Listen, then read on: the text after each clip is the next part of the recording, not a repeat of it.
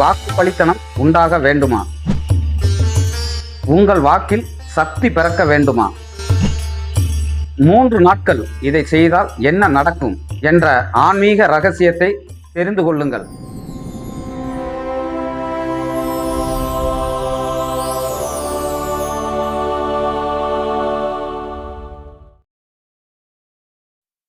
ஓம் அகதீஸ்வராய நமக. நம் குருவே நமக்கு என்றும் துணை. அனைவருக்கும் அகோரகாளி உபாசகர் ஆர் நடராஜனின் அன்பான வணக்கங்கள்.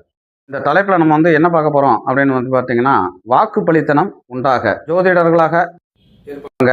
அதுக்கடுத்து பார்த்தீங்கன்னா அருள் வாக்கு குறி சொல்லிக்கிட்டு இருப்பாங்க. அதுக்கடுத்து சாமியாடி குறி சொல்லிக்கிட்டு இருப்பாங்க.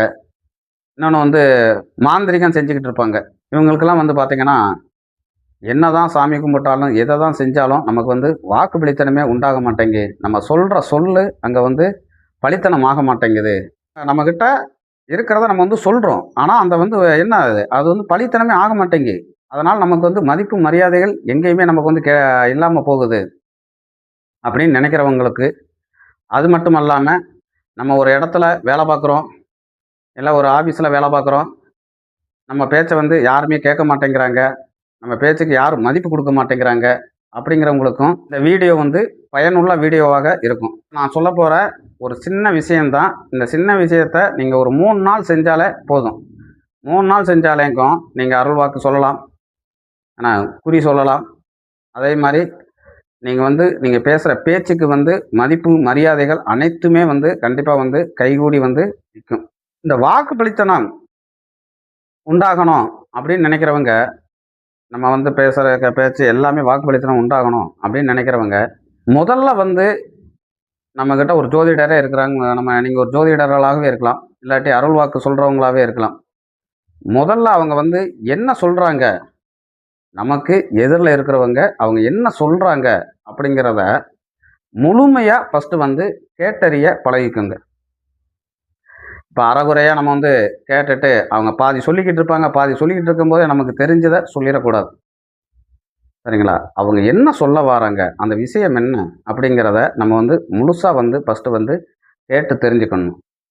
அதுக்கப்புறம் பார்த்திங்கன்னா நம்மளுடைய பேச்சுக்கு நம்ம ஃபஸ்ட்டு மதிப்பு கொடுக்கணும்.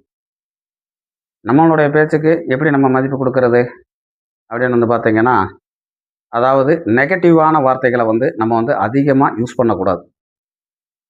நெகட்டிவான வார்த்தைகளை கண்டிப்பாக அதிகமாக யூஸ் பண்ணக்கூடாது.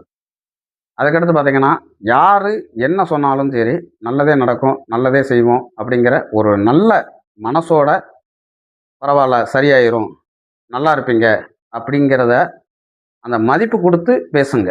எதையுமே பாசிட்டிவாக எடுத்து பேச பழகுங்க.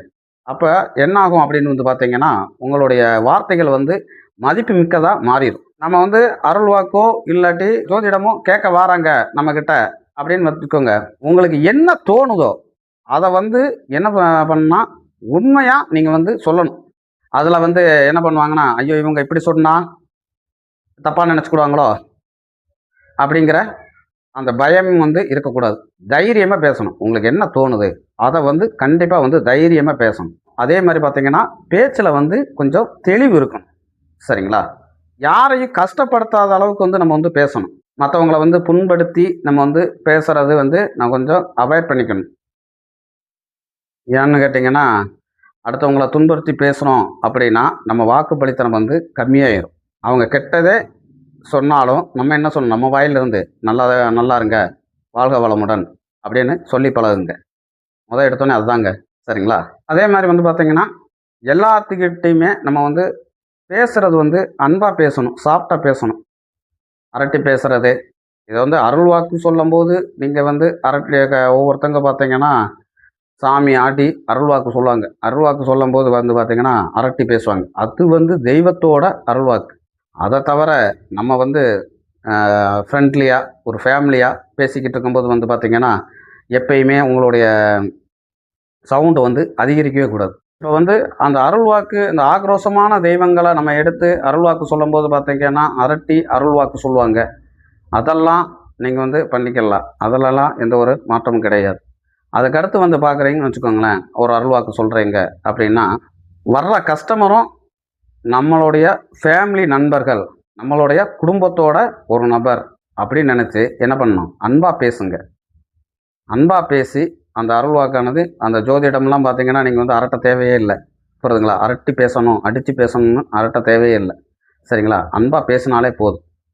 புரியுதுங்களா? அதே மாதிரி ஒரு மேனேஜராக இருக்கிறோம், ஒரு இடத்துல இருக்கிறோம் அப்படின்னு நமக்கு நம்ம இப்போ சொல் பேச்சை கேட்க மாட்டேங்கிறாங்கன்னா அவங்கக்கிட்ட வந்து அன்பாக பேசினாலே போதும். அரட்டி தான் பேசணும்னு அவசியம் இல்லை. சரிங்களா? அது மாதிரி அவங்களும் நம்ம குடும்பத்தில் ஒரு நபர் அப்படிங்கிற ஒரு மனப்பான்மையை நம்ம வந்து என்ன பண்ணணும், நம்ம ஏற்றுக்கணும்.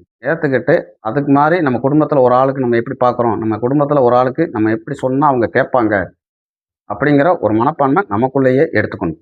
இதெல்லாம் ஏன் சொல்கிறேன் அப்படின்னு வந்து பார்த்தீங்கன்னா, அப்போ தான் நம்ம வந்து நம்ம வாக்கு கொடுக்குறோம் அப்படின்னா அந்த வாக்குக்கு வந்து மதிப்பு உண்டாகி பலித்தனம் கண்டிப்பாக வந்து வாக்கு பலித்தனம் உண்டாகும். சரிங்களா?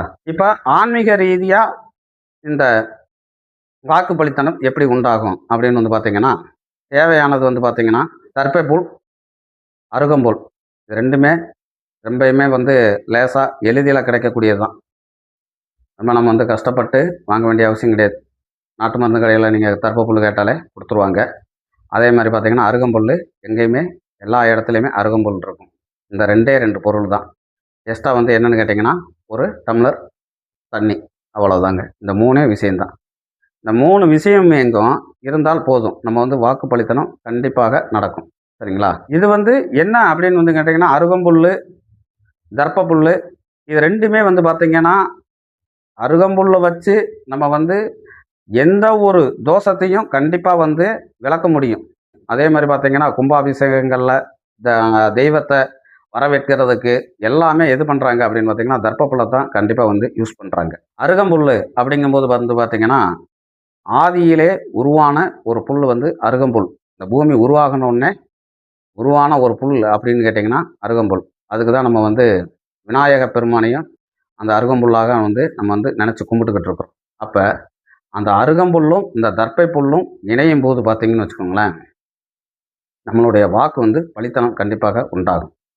சரிங்களா? இந்த தர்ப்பை புல்லையும் அருகம்புல்லையும் எடுத்துட்டு வந்து கொஞ்சம் துண்டு துண்டாக வெட்டி ஒரு டம்ளரில் தண்ணி வச்சு அந்த தண்ணியில் காலையில் ஊற வச்சிடணும். சரிங்களா? அதே மாதிரி வந்து பார்த்திங்கன்னா சாயந்தரம் ஆனோடனே அந்த தண்ணியை வடிகட்டி நம்ம வந்து குடிக்கணும். இந்த தர்ப்ப புல்லையும் அருகம்புல்லையும் 2யும் எடுத்து வந்து துண்டு துண்டாக கிள்ளி போட்டுக்கோங்க. கிள்ளி போட்டு ஒரு டம்ளர் தண்ணி எடுத்து அந்த டம்ளர் தண்ணியில் இது 2யும் ஊற போட்டுருங்க. ஊற போட்டு காலையில் இதை வந்து செய்ய வேண்டும். மாலை சாயந்தர நேரத்தில் என்ன பண்ணணும் அப்படின்னு வந்து பார்த்திங்கன்னா தண்ணியை வந்து அருகம்புல்லையும் தர்ப்பப்புல்லையும் அப்படியே வடிகட்டினீங்கன்னா அதை வந்து எடுத்து கொண்டு போய் குளத்துல போட்டுருங்க. அருகம்புல்லையும் தர்ப்பப்புல்லையும் குளத்துல போட்டுருங்க, அல்லது ஏரி இல்லாட்டி தண்ணி உள்ள பக்கத்தில் அதை வந்து போட்டுருங்க. இந்த தண்ணியை மட்டும் நம்ம வந்து குடிக்கணும். இதே மாதிரி வந்து பார்த்திங்கன்னா ஒரு 3 நாள் தொடர்ந்து செய்தாலே போதும். நம்மளுடைய வாக்குக்கு வந்து என்ன கிடைக்கும்னா கண்டிப்பாக வந்து சக்தி கிடைக்கும். அப்போ நம்ம சொல்கிற அந்த சொல்லு வந்து வாக்கு வந்து பலித்தனம் உண்டாகும். நம்ம பேச்சுக்கு வந்து மரியாதை கிடைக்கும். எப்பயுமே பேசுறது வந்து முழுமையாக கேட்டு உங்களுக்கு உள்ளுக்குள்ளே என்ன தோணுது அதை நீங்கள் பேசுனீங்கன்னா அது வந்து கரெக்டாக இருக்கும். சரிங்களா? நீங்கள் எது சொல்கிறீங்களோ அது வந்து கண்டிப்பாக வந்து நடக்கும். இதை வந்து முறைப்படி 3 நாள் செஞ்சு நீங்கள் வந்து சித்தி பண்ணிட்டீங்க அப்படின்னா உங்களுடைய வாக்கில் வந்து கண்டிப்பாக அனைத்து தெய்வங்களும் குடியிருந்து வாக்கு பலித்தனம் உண்டாகும். என்றும் அகத்தியர் அருள் அனைவருக்கும் கிடைக்கட்டும். வாழ்க வளமுடன்.